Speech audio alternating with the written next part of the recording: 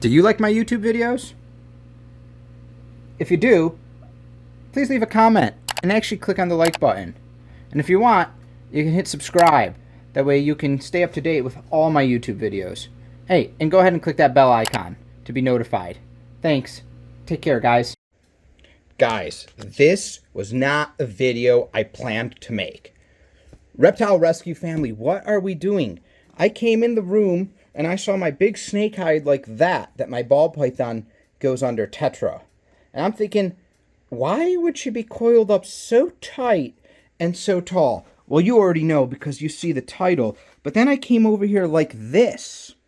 And I didn't open the tank, but I can see, and I'm not sure if you can see, without some type of light, maybe look right there. I see something white. Could she have laid a clutch of eggs? Now, Tetra is a female ball python. We've known that because of her size, no hemipenes. I got her a handful of years ago. She's like 4 decades old. She had never laid before then. She's never been in with a male. She's never bred with a male, whether in here or there or even before. So she has laid eggs. She has laid a clutch of eggs on her own. Now, here's the thing. Ball pythons can, through a process called Parthenogenesis, lay fertile eggs on their own without being bred to a male. Now, this is an emergency situation to keep the species alive. You normally don't get the best living creatures because then you only have genes from the mother. You do not have genes mixed from father and mother. So this is different than a ball python or snake that would have been bred and had retained sperm and then later laid eggs and used that retained sperm that she got years prior breeding from a male to still make eggs with mixed genes. I don't think these will be fertile, but they look big. And she's coiled on them, and that's her heat mat. And she laid them sometime during the night, and it doesn't look like she's in the laying process. She's completely coiled. There's her tail. It's coiled up and down. So she's doing, this is instinct. She's doing everything a mama does, and which also means defensive. She's got the smell of her eggs in her mind. These are her babies. And she's going to protect these babies. And therefore, my friendly ball python that has never struck before has the possibility of striking. And you have to be aware of that, right? Instinct. The brain has kicked over now into, I must defend my babies. And guys, I think that's the way every mom on the planet acts, whether animal or human, right? You see someone else's kid, you're like, oh, that's cute. But then when it's your baby, you're like, whoa, whoa, whoa. Careful, support the head, walk down the steps. There's something about the nature even humans get of mothers to protect and care for their babies. So what we're going to do is we're going to take this hide off, move it, and attempt to take out the eggs. I'm going to get the tripod set up, so hopefully I can film this as best as possible. And I'll set the eggs aside. She's coiled, so it looks like they'll be right side up if they're all attached, which will be nice. And I will still candle them. And if we see, and we'll do it together. And if there's parthenogenesis, we will incubate these eggs. Won't that be awesome? Now remember, guys, she is the sweetest girl, but we have that scent. So the first thing I'm going to want to do is detach her water bowl. It's got a lot of water in it, but also the height will make getting the eggs out more difficult because I want to get that hide off of there. I just used 2 command strips at the bottom of the bowl and up here, extra large ones, so I can detach, but so the snakes can't knock it over easily, although they still do. Now we're going to get the first look here, and of course it doesn't help that I've been rambling like a madman. Now, she has been looking fat recently, although I was just thinking she had to poop. But she's been off food, and she has been laying. Okay, whoa, big eggs. Look at her eyes. She's super defensive looking at me, even though she's normally super friendly. She's done a perfect job coiling these eggs. I mean, an absolute perfect job. And look at her moving. Look at her head. This is the type to strike. Now, a ball python bite doesn't really hurt, but who wants to get bit? So we're going to attempt to see. Yep, she's twitchy. Now, this is the perfect incubation behavior. She's super warm. She's on the heat mat. Her whole body is acting like a heat sink. So she's heating the eggs from the top that she covers, from the bottom, from the side. She's doing a perfect job. We're going to want to, we're going to want to uncoil her, and we're going to want to get her off these eggs. And there's a lot of eggs, and they are big. And also we're going to want to see if she's laid all of her eggs, which it does feel like. Look at her. Look at her going down to check on the eggs, smell the eggs. She's done a good job. Let's move her head away from me. What a nice lay. One egg fell over. That's okay. Like I said, I don't think they'll be fertile, but we're going to candle them anyways. So we're going to move her away. She feels nice and empty inside. That's good. Now, sometimes they can keep this aggressive behavior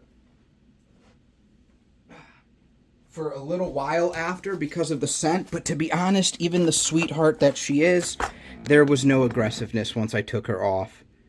So we're going to candle all of these eggs. This one rolled over, but I'm going to tell you right now, these eggs, they feel very empty inside because there's no male. Now, one of the most healthy things you can actually do is get your female away from the eggs after, because, there's one not attached, but it feels like a slug, because the smell of the eggs will keep her in that egg mode, and she doesn't need that stress. These eggs are nice and warm because she was nice and warm. We're just going to clean this up. Sometimes a little urate goes down with them. And you can see the great job she did. Look at this platform she made to lay, building soil up on the side. She made her nest, right? Digging down deep. She did an absolute beautiful job. Beautiful job. Now what you can do, like I said, so sometimes you have that scent. You can give your snake, if she was being really defensive, that smell of the eggs will leave. But sometimes you can give your snake a little bath. You can put a little drop of dish soap in there to just help get the scent off of her so she doesn't feel, scared or anything. And so she doesn't have that defensiveness. Okay, let's re-get this in position. Nice setup. All right, let's go get her and just take a look at Mama. Hey, Mama. And oh man, is she gonna lay one final egg? I think she's pushing out one egg as we speak. No way. It definitely is. Look, there's one last egg. I didn't feel that anywhere. And when you normally look at a lay and you saw that little slug egg, that little slug egg is the last egg normally. But no, she's laying another full-size egg. And that's just what we want to see. Good job. Look how slimy it is. The other eggs were nice and dry. They've been there for a while. This is going to be a soft egg. She's all deflated here. She looked a little fat at the back here, but that slug egg was there. Let's go ahead and pick this guy up. Man, we'll add it to the bunch. Now, this is not where I'm going to keep them if they're fertile. If they're fertile, I'm going to be incubating them, and I'll show you that because I have an egg incubator. There's the one that was just laid. Now, here's the little dud. This little dud, you normally don't get halfway through the lay. You get good eggs. These are nice and hard. They're starting to calcify. This is soft. It's the freshest egg you can get. And this is normally last. For this and then this to come out, very odd. All right, but Mama looks great. She's very deflated. She just went through a big process here. A lot of hormones she's probably never had. She hasn't laid with me in 6-7 years, so wow. Absolutely incredible. We're going to just put her back so she can relax, and she hasn't been eating, and because she's been off food for making eggs, and in a couple days we want her to relax, her body to relax. We're going to feed her. But she is great. Look how active she is. This is just, I mean, look how friendly she is. Even after all that, literally just laying, she has just been the sweetest girl you could ever ask for in a big size ball python. Now, I've gone through and I have felt, and I don't feel anything. What I'll do is, I have an ultrasound machine. What we can do, though, is we'll just wait and see if she lays anymore, but look how thin she is. And then probably tonight, after she's calmed down a little bit, I'll ultrasound her. Now, I'm going to wash her water bowl and put fresh water in it before I put her back. And then we're going to take a look. I'm going to candle the eggs, and if there's anything to see, I'll show you on video. Take care, everybody. I don't know what to tell you guys. There's no video of the candling because, believe to my shock, 11 plus eggs, and almost all of them were fertile. Yeah. Huge vein network, air pocket, little baby snake embryo formations. I saw the first one I candled was the last egg. Full of veins. What? So, got all the eggs, brought them to a darker room, threw a cover over my head with the eggs, and started candling, and then putting a little plus with a Sharpie exactly where the air pockets were. Got them all lined up, 3 slugs, nothing in them. And immediately, I have on standby an egg incubator. Supposed to be for chickens, but you can use it for anything. Just a small one. You never know. Things are going to pop. My brother, who actually breeds ball pythons, has a full stand-up incubator, but I don't feel the need. These all fit in there quite well. But marked them all. Threw, whatever it was, vermiculite in there, whatever. I don't like. This is like my emergency incubator set. So who's ready for that? Had to read the instructions because I've not used it before. Pretty simple. Plug it in. Open or close the vents to control humidity. There's a port to pour water into, but obviously I mix the perlite or vermiculite up much better before I put it in because ball python eggs 80 to 100% humidity for about 2 months. Temperature right now set to 88.5. Got that going, plugged it in, let it turn on, came back, got all that, brought that bucket of eggs in there, and just made a little divot and placed the eggs in a nice circle. Put the lid on, and we're going to let it run. It's already up to temp. I mean, 88.5, 89 is not a long temperature to get up to, especially when it's in the reptile room at 80 degrees.